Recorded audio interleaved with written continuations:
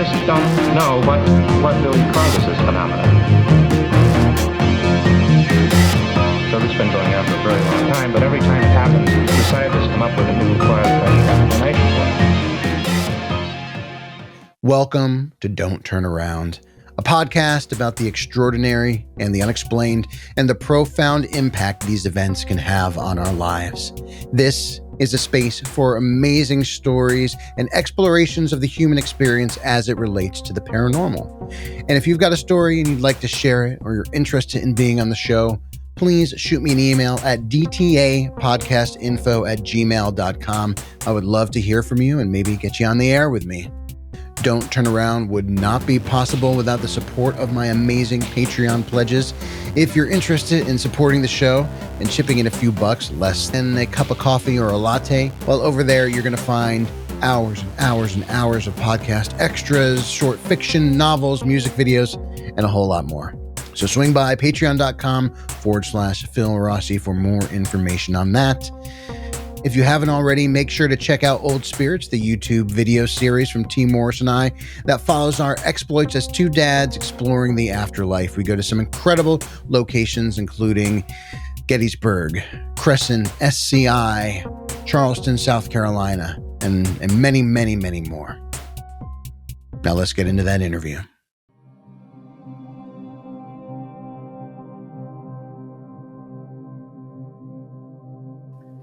Welcome back, everybody.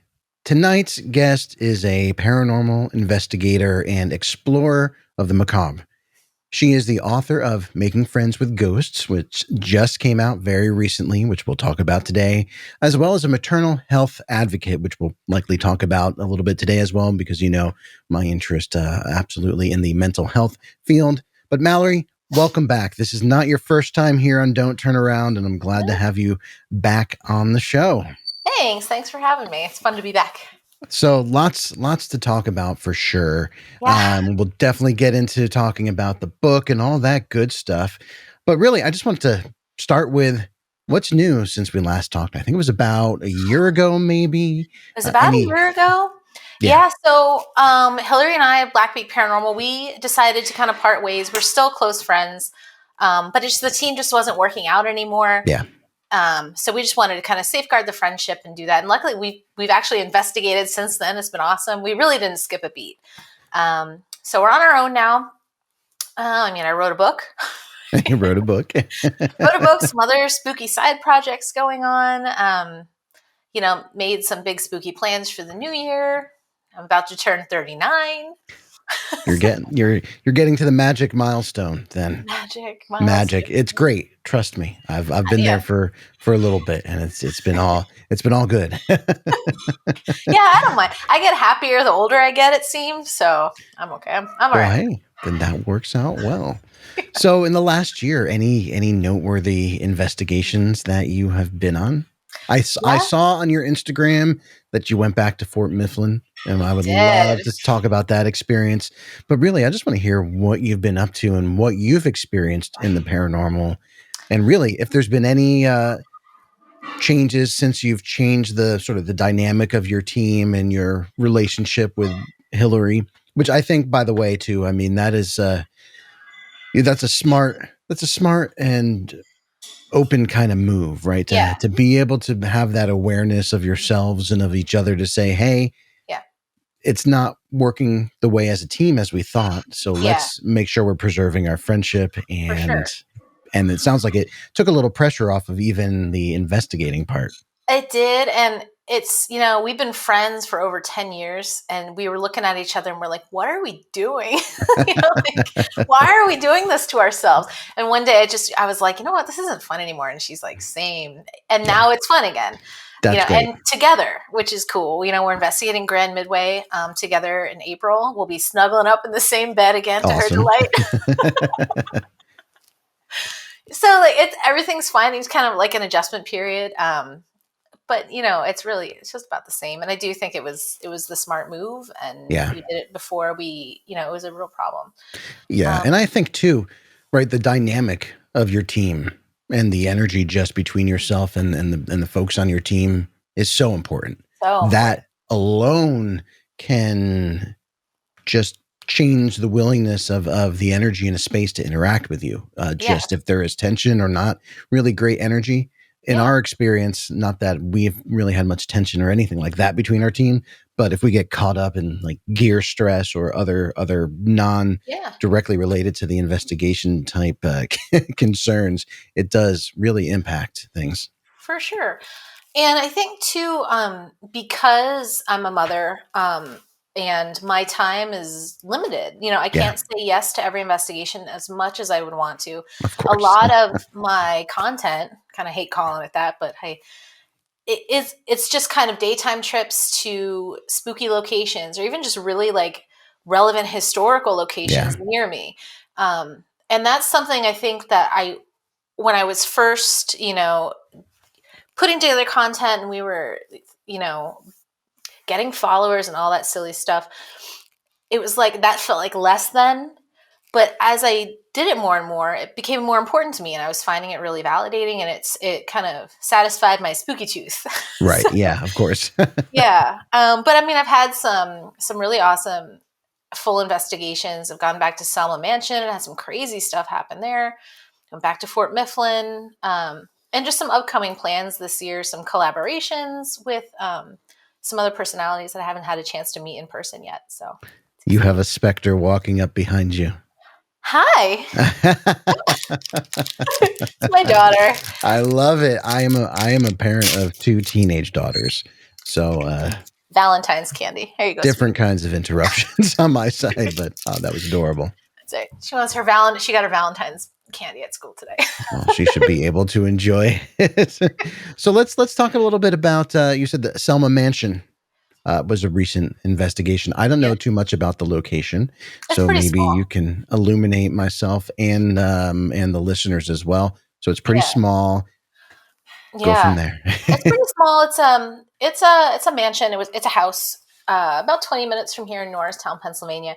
And around here, it is like what do you want, like the paranormal clubhouse, Yeah. from everyone in paranormal around, the Philadelphia based area knows they know Selma Mansion. They've been there. It's kind of, and I refer to it in the book as like a classroom of sorts. hmm Because you get all different kinds of stuff. I've never had a visual claim there, but it's almost like where you can go and learn what the heck you're doing when you go on an investigation.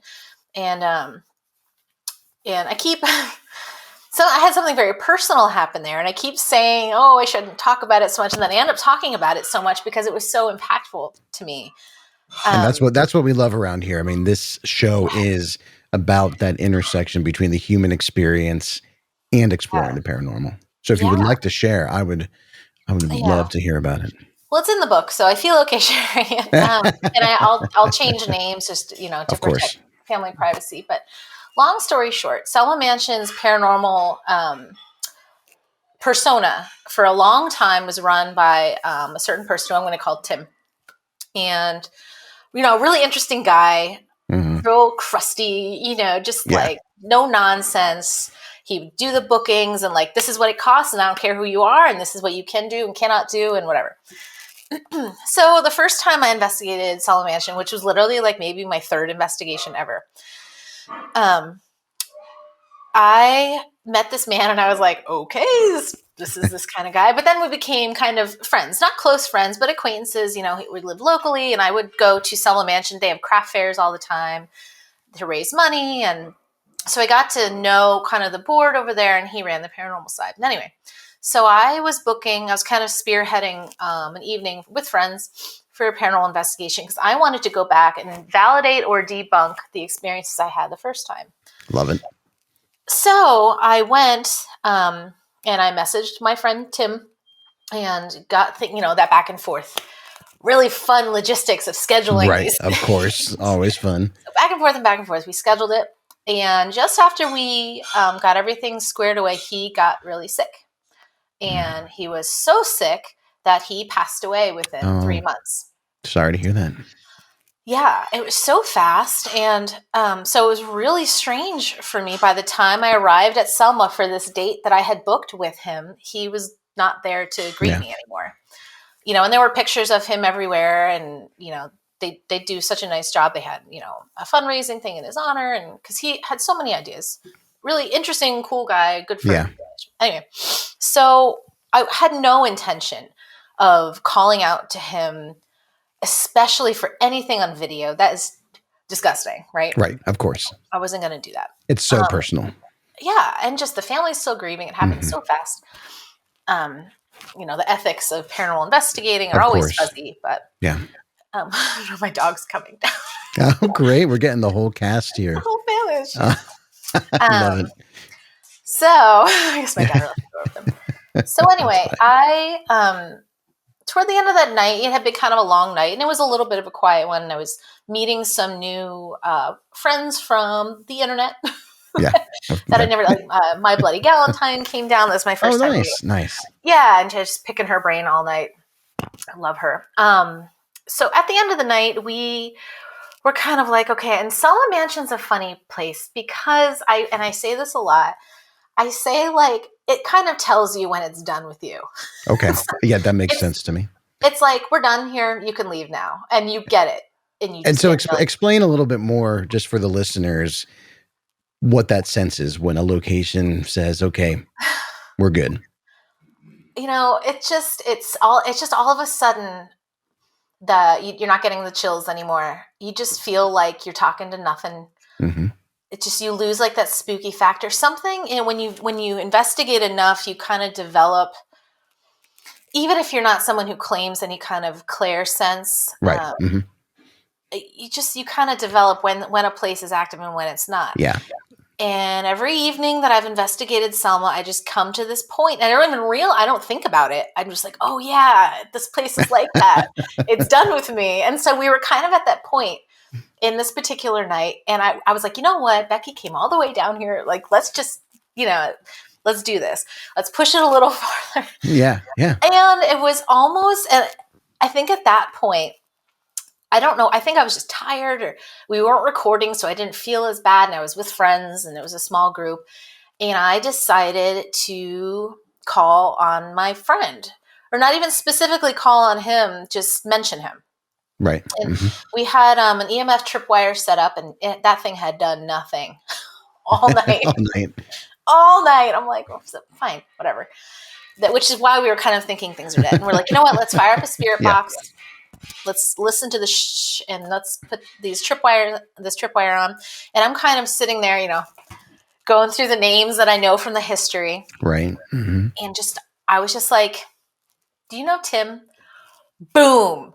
And fireworks. And I was like, really? What the hell? Yeah. And especially when nothing's been happening. And then so like my friends are kind of looking at me, and I'm looking at them, and I'm like, okay. And you try to keep it cool, not like, oh my God. You try to like, okay, they're talking. Yeah. So I'm like, okay, and I'm going to pause you right there too. I think that is, I've found that to be somewhat of a distinction between the reality of going out and investigating and sometimes how it's portrayed by certain teams on television. Not naming teams, but when you get a response, even a small response, and some of these teams are just running around and screaming, but it's really more probably like like what is wrong with you? Why did you? Because honestly, if you really think about it, even if that is your instinct to respond that way, if I was a spirit attempting to connect with someone and they flipped out the moment I did even a tiny thing, I'd be like, screw this. Yeah. I'm out. Yeah. Well, so well done. Thank you. Well, I'm sure, I know I've done that before, of course. But it comes with, maybe it's because I am almost 39. Yeah. Just been doing it long enough. And don't get me wrong, there are absolutely moments where you are so caught off guard, where your reaction is going to be bigger. But I like to make sure, I like to try to make sure that our reactions and my reactions match what I'm experiencing. Yeah. If that makes sense. Yeah. Well, and there's that meme floating around, and it's like, or I don't know if it's a meme or whatever, but it's maybe that's all they could give, and they gave it to you, and you should just be grateful for whatever it is, and you need to treat it as a conversation, you know, and not like a circus act or something. Absolutely. Yep. Yeah. Okay. So everything goes boom. Yeah. So light up, maximum color. And I'm like, okay, and I'm like, let's go for a control session. I'm like, okay. I know that probably took a lot of energy. I'm going to get back to that because I think that's a point about the EMF tripwire. Mhm. But a few seconds later, I was like, can you do that again? Boom. Again. And I was like, wow, okay. Like twice in a row, impeccable timing. And then on the spirit box, my friend goes, do you know Tim? And we hear, I know Tim. And I was like, wow. Like Oh, just yeah. the Yeah. timing of everything. And then I noticed I'd say like a minute later, this, because we had been hearing a voice, but there was nothing going on. We had a REM pod and all that good stuff set up. Nothing. And something in me, based on nothing except for what I've experienced, I think that a light show like that, particularly with the tripwire, I've noticed a big action on that crashes. I don't know if it's like exhausting for them, Mm, but it was all of a sudden the voices just sounded quieter yeah. they weren't coming through less. And it's like, it felt like that took everything that they had. Yeah. And I was saying to my friends, I was like, I really wish they would just tell us what they need for a battery. Right. Yeah. We would all happily bring it. We would Yes. spend hundreds of dollars if one of these ghosts could just say, hey, you know what really helps me Yeah. communicate? Oh God. Yeah. Forget the plasma balls. They don't do anything. Like, we don't need your stupid AA batteries. What we Right. need is this. So But they don't. Unfortunately, they don't. they have yet to answer that question. Well, that's But we'll keep so we asking. think. We'll keep asking, Unless someone's gatekeeping that really hard. which is very possible. Totally possible. What do you have? What do you know, Phil? Yeah. Well, I know nothing. Ugh, same. So you were going to circle back to a thought when you were talking about the tripwire. Yeah, well, that was what I was going to circle back to, is where I think the experiences that I've had have been so impressive. And then I always notice they've been followed with nothing. Yeah. It's like, I don't know if it's that one piece of equipment, because honestly, an EMF tripwire is a longer K2, and we all know how unimpressive a K2 meter is. So I don't Right. know why I get excited, but I do. I think it's because my mother-in-law accidentally bought me the longest one that exists. But that means I that love that. it is the long. I'm like, can you imagine how much energy it takes simultaneously to light all of them? It's just, I don't know, something about that. I'm going to take a left turn here now. All right. And then we'll get back to investigation stuff. Okay. So you mentioned that your mother-in-law bought you, by mistake, the longest tripwire. Obviously, her intent was to buy you a tripwire. So I'm curious to hear what your interactions are with your family in regards to your paranormal investigating, which has certainly become.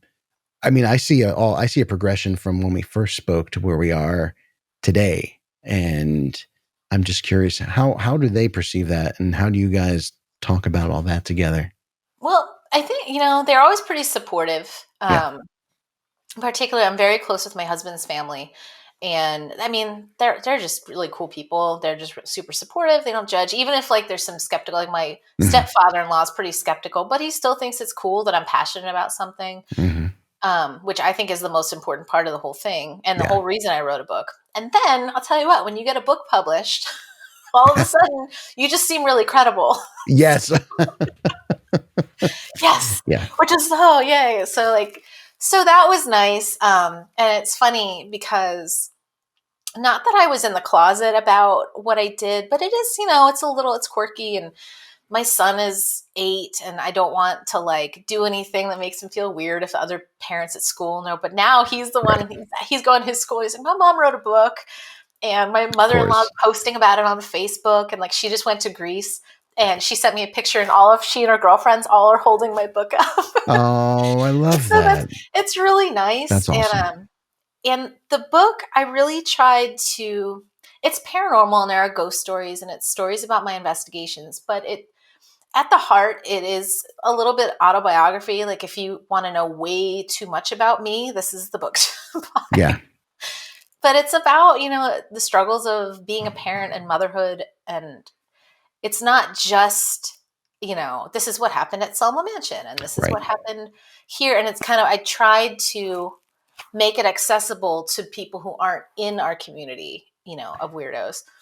That, I mean, that's brilliant. I put together an outline like a year ago for something that I'd like to write. And then life, as you know, life happens. I've Yeah.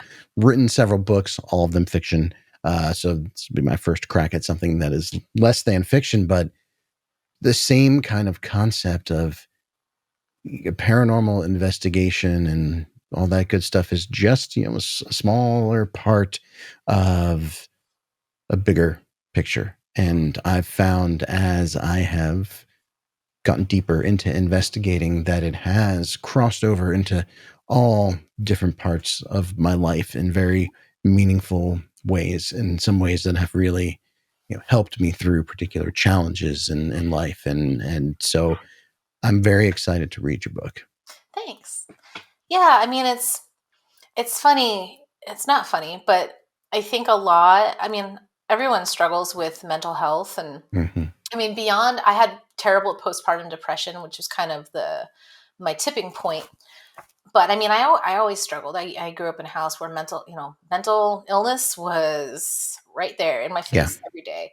Yeah. And I always had kind of a lower, not a lower confidence level. It was always there. I was always something I battled. Yeah. And having a baby and then postpartum, it kind of like really brought it to the surface. But I think it's helpful to, how do I want to say this? I said it better in the book, but developing a passion that you really think about and you're something that you want to know more and you get excited about and then you have these experiences and then I think finding the community to go with it, especially as a new mom or a new parent, Yeah. that is so crucial. Yeah. um, and I think a lot of adults, whether you have kids or not, it's not like school and it's not like college where there's 20 girls who are your age and they live down the hallway and you can Right. talk to them or not. You're like by yourself. You go to work, and if you don't like the people you work with, or like how else are you going to socialize Right. unless you are lucky enough to have established that group of friends at some point that you just Yeah. have. I didn't Yeah. have that, but I have them now. You Yeah. know, I have a few. I have a few girlfriends and things that I've had forever, um, but just the community that I have at literally at my fingertips every day is what seriously pulled me out of the well.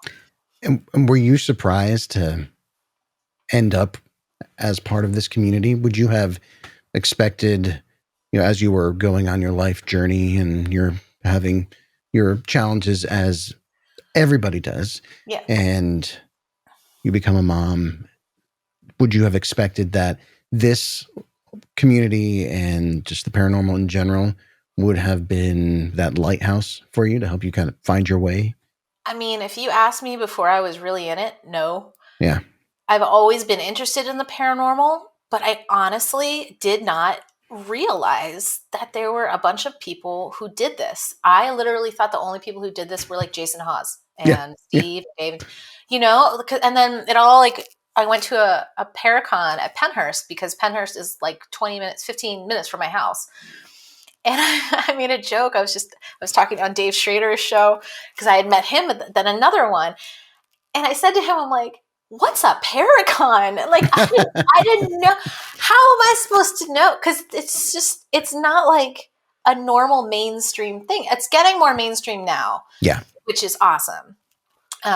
Because I think people are attacking, the bro hunters and Which things I like think is that.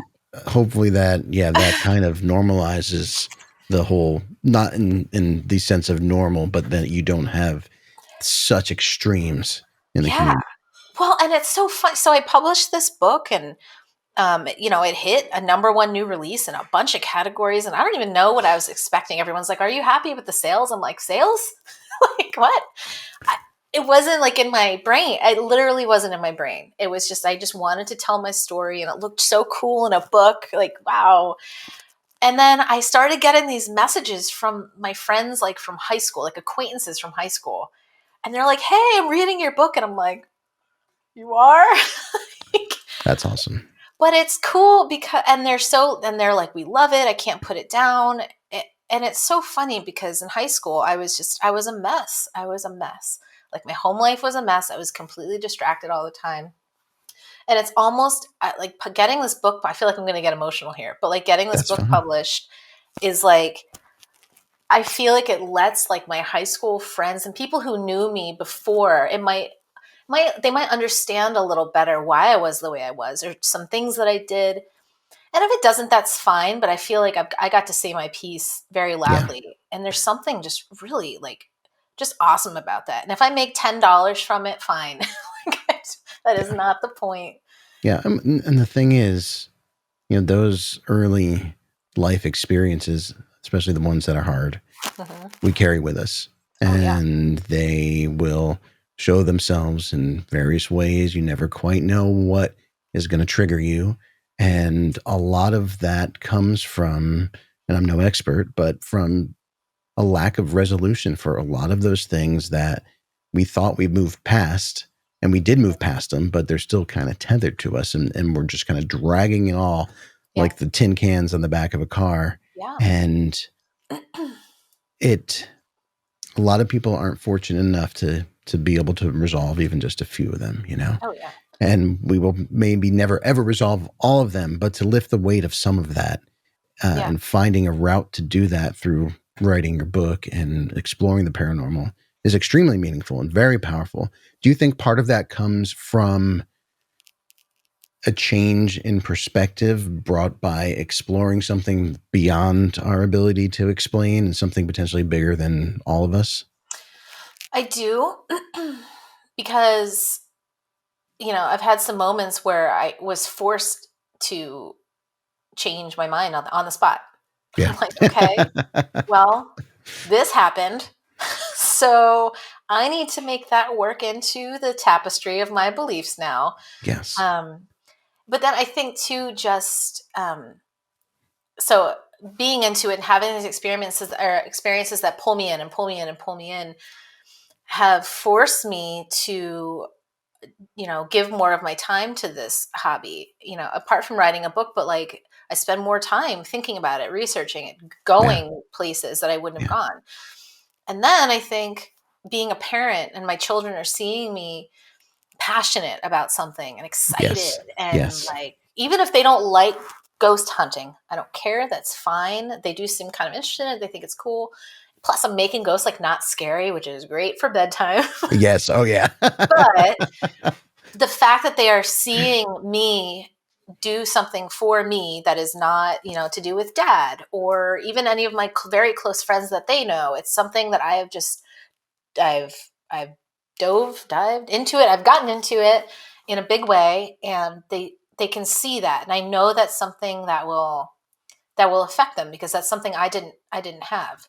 I didn't have, I wasn't watching anyone really into anything and passionately pursuing anything.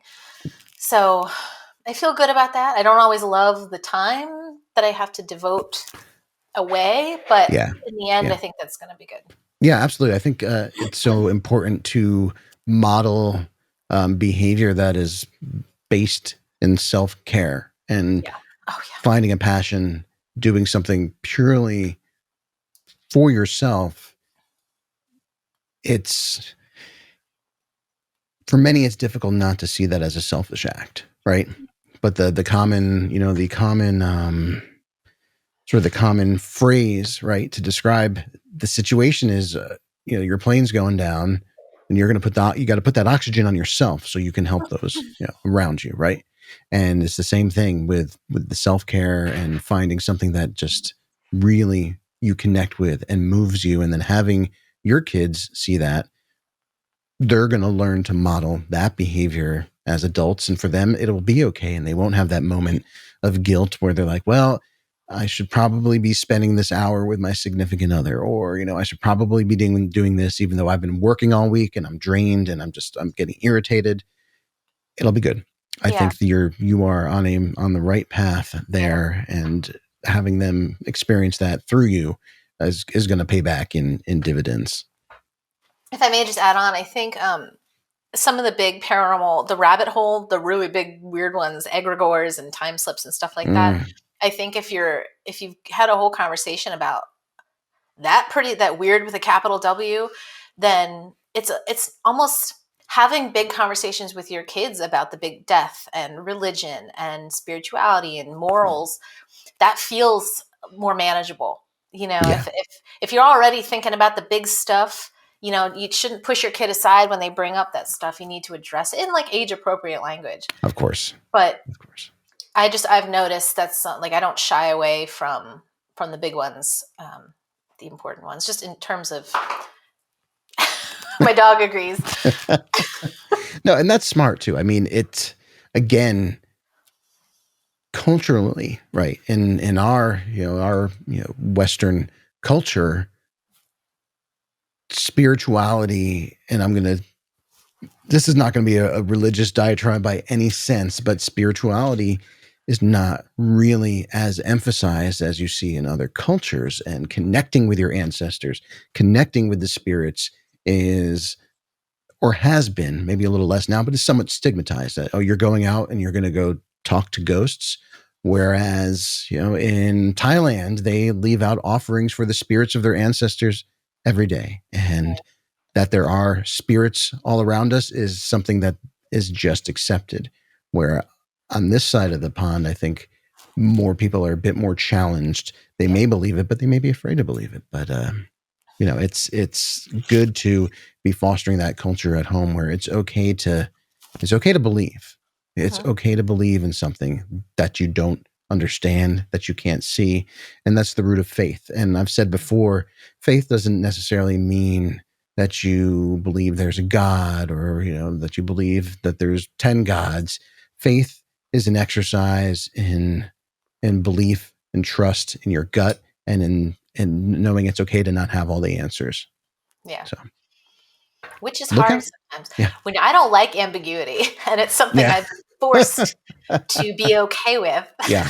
I like things. I like an answer, and I like a nice little box, and I'll go to the container store and organize my pantry. So let me ask you, are you more, as an investigator, are you more data driven? You like to have data, or are you more personal experience driven, or do you find that you are somewhere in between? I'm somewhere in between. Yeah. I think most of us are, at least, maybe I'm just coming from who I prefer to investigate with. I love gadgets. They're fun. It's fun to see the lights and, and have the conversation and get that little bit of video to share, make a reel with that does well, stuff like that. But I think, if I always go back to my why, and my why was that I wanted to be in the moment, and I wanted to see what it felt like to experience these things, and to walk into, a supposedly haunted place and get that feeling in my gut. And when I got it, I recognized it from times that I've had it as a kid or as a teenager. Yeah. And I go into the book, there's some vignettes that I kind of suddenly go, and I'm like, this is what happened this one time in college, and this is what happened at a Red Lobster when I was in high school. I kid you not. Yeah, okay, we got to pause there. I need to hear the Red Lobster story. If you can give like the abridged version, and then we'll tell people if they want the full version, they got to get the book. Abridged version? It's weird. I couldn't make it up if I wanted to. Like, abridged version, I think that the Red Lobster bathroom in Flanders, New Jersey is haunted. And that's very possible. Pick up the book, folks, and figure out just what that means. Oh my goodness. But yeah. But that's such a weird story. And I'm like, of all the places. Anyway. But I'll tell you, that's a great point. Of all the places, there have been some strange places that I've been, that not strange because they're totally mundane, and I pick up that vibe. Yeah. And how am I feeling that vibe, in Bed Bath and Beyond, and like aisle 7, but you can't mistake that feeling for anything else. No. And I think, and it's once that gut feeling where you're just like, something's up here. Yeah. Well, it was funny. And I don't know, my son's 8, but I took my daughter to gymnastics. I had to drag him along, and he went to the bathroom, and he came back. He's like, Mom, you have to investigate that bathroom. There's something in there. And I will tell you what, my kid predicted the only time he successfully predicted the only time I've ever seen a full body apparition. It's the only time. Really? I ask him every time. I go, "Am I going to see a ghost tonight?" And he's like, "No, no, no." And I'm like, "Dang!" And I don't. And then one time on their way to the Shanley Hotel, which we talked about last time, Yeah. I said, "Am I going to see a ghost?" He's like, "Yeah," and I did. And I mean, I ask him every time now, and that my kids are in the book a lot because they're often with me on my daytime things. And there's been some moments with him that I just look at him and I'm like, yeah. I got to say too. So my girls are older now. They're both teenagers, and they've been coming on investigations with us. We did a vacation last summer, all in Savannah, just based around investigating. Spring break last year, we did an overnight at Linville Manor in Maryland, which you may have seen on Kindred Spirits, and we spent the night there. So it's an incredible feeling to be able to share these types of experiences with your family. And even if it is just something as simple as a conversation of, am I going to see a ghost tonight? Yeah. And that's just a beautiful thing. I love that. It's cool. I dragged him to the Pauling Sycamore, the witness tree in Valley Forge National Park. And it kind of it comes out of nowhere. And it's 174 feet across. And it's almost like a banyan tree that you see it like the Keys, where they drop back down into the earth and they grow from there. We were kind of like chit-chatting, walking along, because you have to kind of go on foot. You can park your car back here and you walk. And I'm like, what am I doing dragging this kid through the woods? And all of a sudden, like the trees part, and this huge, the biggest tree I've ever seen. And I looked at him and he looked at me, and we both kind of started like giggling. He's like, this is freaky. And I'm like, this is freaky. This is. You're right. And like, because there's all these like, there's all these stories about the tree being haunted, and you hear voices, and that's why we were checking it out. But just the enormity of the tree, it just like something about it. And just being there with him on like a sunny summer morning, there's just some special times, Yeah. Oh, absolutely. Weird times, but special. Well, yeah. Weird, but special nonetheless. So here's a question for you. Along kind of the family topic. Have you ever encountered a scenario where you've investigated and you get the impression that something has tagged along and ended up at your home? Twice. And again, I covered this in the book. I'm like a broken record, but I mean, I let it all fly in there. Yeah, you keep saying book, and I'm going to keep telling people to go out and get this book. Buy the book. Get the book. So one time, after my very first investigation, I don't know, maybe I was just like so keyed up, because that really was significant. Like there was significant activity. I was like, there was something right here. I heard a disembodied voice. My hair got moved. Like first time out, like that would freak anyone out. So I say twice, but I don't know if that was just leftover adrenaline. Yeah. Kind of being scared, still legitimate terror. Right. I mean, that will stay with you for a couple of hours. It will. The second time, I remember going to bed when I got home. It was one of my times at Selma Mansion, and I got home and I just felt like something was still there. And it didn't feel like malicious or anything. And I was able to like go to bed. And I remember like saying to it, I'm like, okay, like you can be here for now, but I'm going to go to bed, and you can't touch me, and you can't touch anyone else, who lives. Right. Who knows if that does anything, but you feel better saying that. Right. And I think setting that intention, right. Who knows? Again, I mean, you have to say it, right? Yeah. And then by the time I woke up, I didn't sense anything anymore. You take a hot shower and change your clothes, and I had changed my clothes by then, but I didn't feel it the next day, but I felt it that night. And I don't want to tell too much of Hillary's story, but that same night she also felt something, and she actually smelled something unusual. Because she had a much longer drive home. She had like a 2-hour drive home. Yeah. And she felt like something was in the car or with her. Ooh. Also not dangerous. I don't want to tell too much of her story, but it was weird because she said that to me before I said anything to her. I was like, and I never really get like that. Like I'm a skeptical believer. Half the time I go and I'm like, I don't think there's anything here. Or I go and the crowd was too big, or I was just starting to connect Yeah. with something. So yeah, that's the only time. That was something that I had worried about, and that's a question I get a lot Yeah. from people who are outside the community. I'm sure you do too. Oh yeah, absolutely. Do you take any steps to ensure, or not to ensure, but to at least increase your confidence that you're going home alone? Yeah. So when I first started, I think my protection, my grounding rituals, if you want to call Mm-hmm. them that, were Yep. more fear based. Yeah. I was like, I don't want anything, so I'm Right. gonna do all this stuff that the people tell me to do.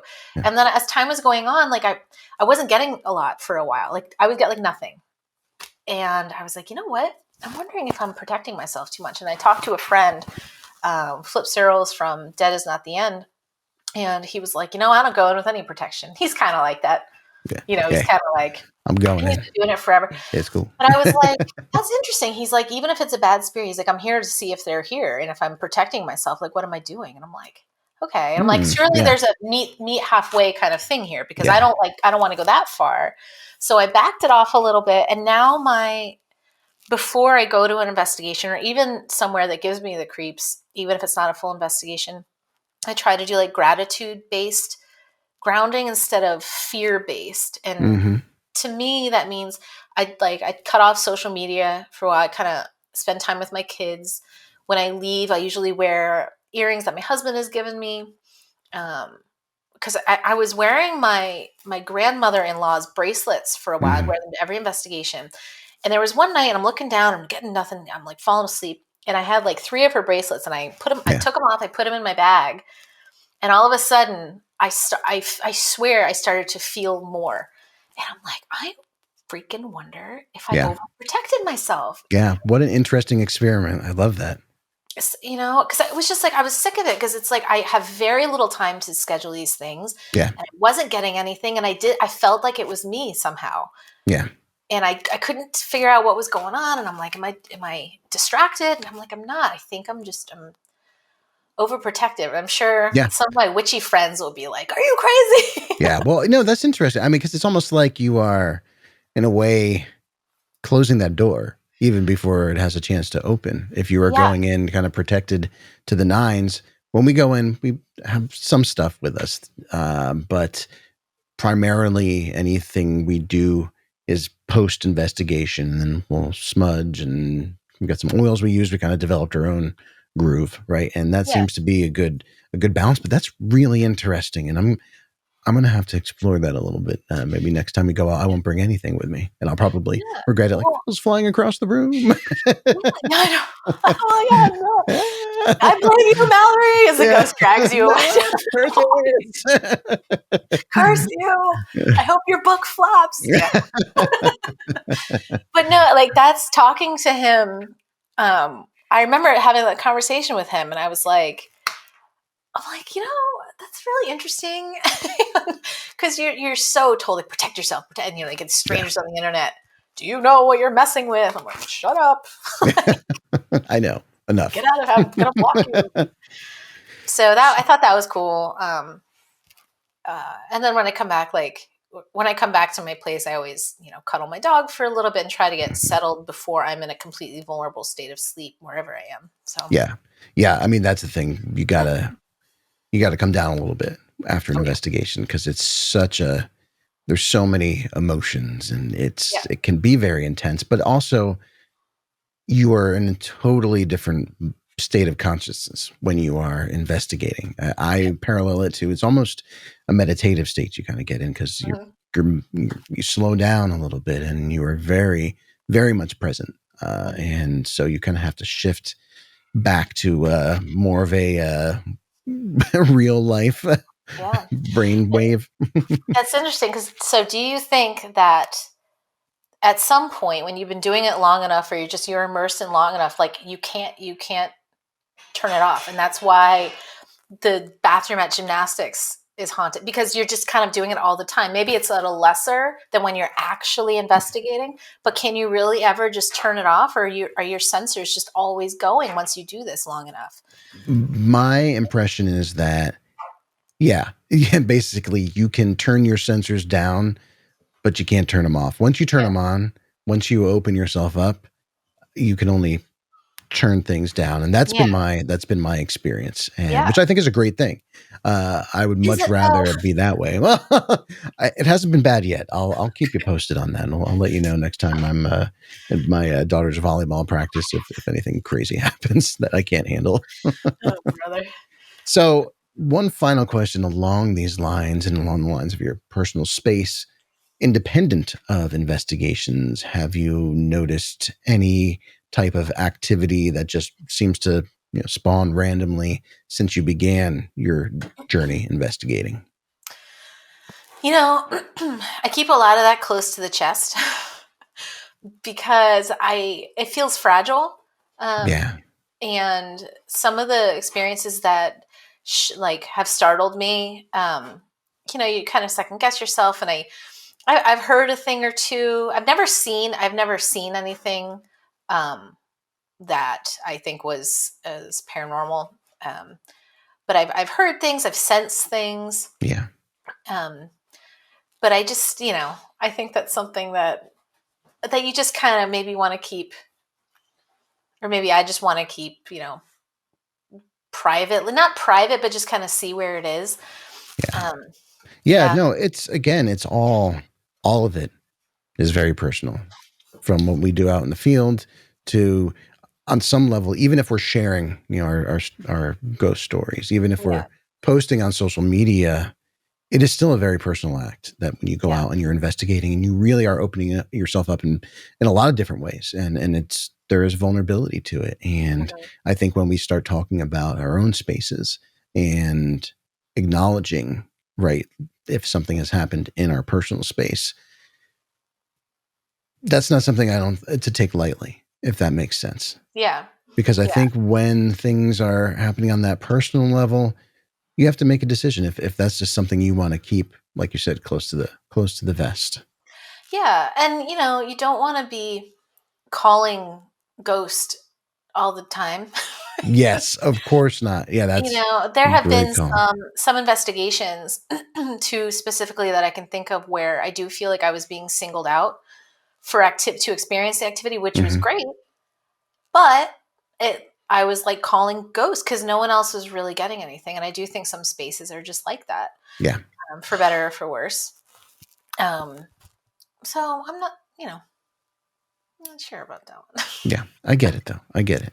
Well, if you have any updates at any point, just let me know. I will So DM you, my friend. I cannot believe that we've been talking for 46 minutes already. This And went by so fast. So we're nearing the end of the show. And before we wrap things up, so I've asked you the don't turn around question previously, yeah, and so I'm going to ask you again, given the wealth of experiences you've had since we've last talked. Uh, I'm just going to ask you: do you still turn around? yes, I still turn around. And Yep. for the same reasons? Um, I mean, last time I was on the fence because Yeah. last time I was specifically referring to the Shanley when I was asleep, and I was pretty sure there was a big scary ghost Yes. literally behind me. Yes. I swear. I this time, that it's been enough time. I feel like I can answer on different parameters here. Yeah. I still turn around because I I need to know. I'm gathering more information and I realize how precious my research time is and I can't afford to not look because I need to make use, you know, of whatever data I can be, the person who's the primary source for. Yes. Yeah. Um, and I have to have some material for the sequel. Of course you do. Absolutely. There's no Absolutely. sequel. There's no sequel. There better be more books. And speaking of your book, where can we get this book? How can we get our hands on a copy of this book? Get your hands on it. So my book is called Making Friends with Ghosts, from Beyond the Fray Publishing. Right now it's available on Amazon and paperback and Kindle Unlimited. After 90 days, we will see where else it ends up. But I am beholden to Amazon for 3 months, which Perfect. is fine with Perfect. me. That is fantastic. Well, I will definitely be going out and getting myself a copy probably this afternoon. And I encourage my listeners out there. It sounds like this would be just in our Don't Turn Around community wheelhouse. So maybe after I read it, maybe we'll get back on here for a quick discussion, and I can share with you how amazed I was by your tales. Oh, that would be great. All right, Mallory. As far as your internet presence, where can people find you? I am across the board on all the socials on Coffee, Books, and Ghosts. You can search Mallory Cywinski, but my last name's a doozy. So Coffee, Books, and Ghosts is easier. That's probably easier. Yeah, my home base is Instagram, but I'm also on Facebook a lot. Cool. You don't need to look at my TikTok because I'm too old for that. We'll talk about TikTok next time. Oh, all right, folks, that'll all be in the show notes, so you will be able to find your way to all the great stuff that Mallory is doing out there. Mallory, thanks for coming back on the show. So happy for you. Sounds like things are really going in a fantastic direction, and definitely look for more great things to come. Awesome. Thank you so much. All right, gang, that wraps it up for this show. Thank you, as always, for spending your time listening to Don't Turn Around. If you like what you hear, make sure you swing by all your podcast favorite places and leave the show a glowing review. And with that said, we'll see you next time.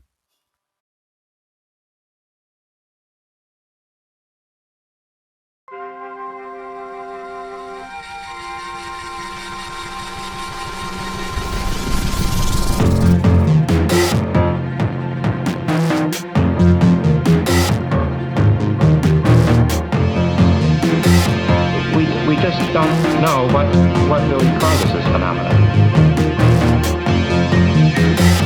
So it's been going on for a very long time.